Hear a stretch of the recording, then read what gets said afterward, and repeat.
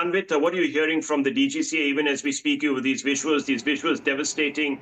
We're now being told that this was actually a Learjet and not an Embraer. Can you confirm? Yes, Rahul, it is confirmed. We spoke to DGCA top officials and they've confirmed that this was a Learjet aircraft, and this is a 6 to 8 seater aircraft, and we've been told that it took off around 8:10, and 9:12 is when the ATC got the confirmation that the jet has crashed. Now we have also received an official confirmation from the DGCA that have said that there were 5 people on board. It says that aircraft landed at Baramati, and during the landing it was that the aircraft crashed. It crash landed, and Ajit Pawar along with 2 of his more personnel and PSOs and 1 attendant and 2 crew were on board. It also goes on to say that as per initial information, no person on board has survived the crash. That confirms that Ajit Pawar was on board, and that it also confirms that none of them have survived the crash. We are learning that the teams of DGCA are also on their way to the location, and they'll soon be there, and this certainly will go into a detailed inquiry. But important to note here that Learjet, NTSB had also recently, because in Feb last year also in Philadelphia also one jet had crashed, killing 7 people. It was also a Learjet. So NTSB had also issued warnings regarding the landing gear of this plane recently, around 3 to 4 months ago, and that is also something that was being looked into. So technical aspects of this will also be looked into as to what could be the reason, but currently DGCA is restricting itself to saying that there was probably some technical issue that led to this crash, and it was, we are being told that it was while attempting a landing that it could not be a proper landing, and it crash landed, and that is why it went up to flames and killing all the 5 people on board.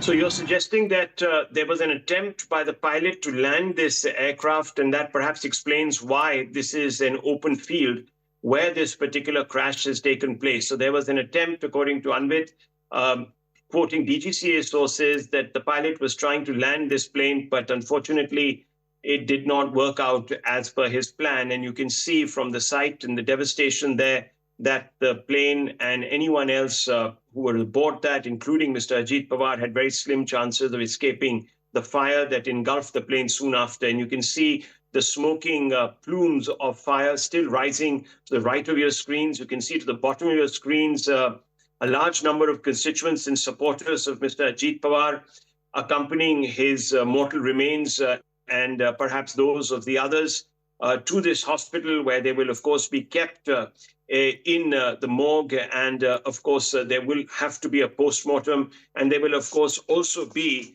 a prayer sabha very soon that will be organized. And that's one of the reasons why the Pawar family is also headed to Baramati as we speak. Arunima, fundamentally, this particular area is an area that the Pawars had been nursing for many, many decades altogether, in fact, throughout their political careers. So the people of Baramati must be in an extended state of absolute shock, because there was a lot of love for the family.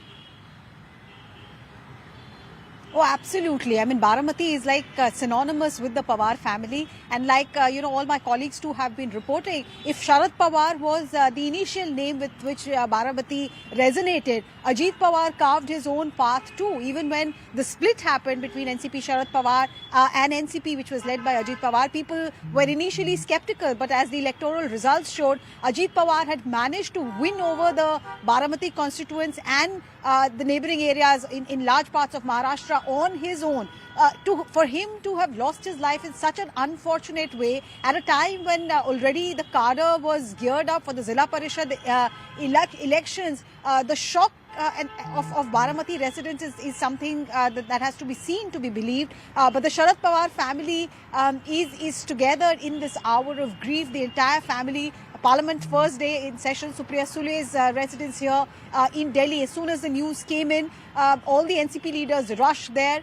And now they're all rushing to Mumbai, from where they'll move towards Baramati. Silver Oak is the residence of Sharad Pawar. So I think that's where the entire Pawar family is moving from there towards Baramati. Very, very unfortunate.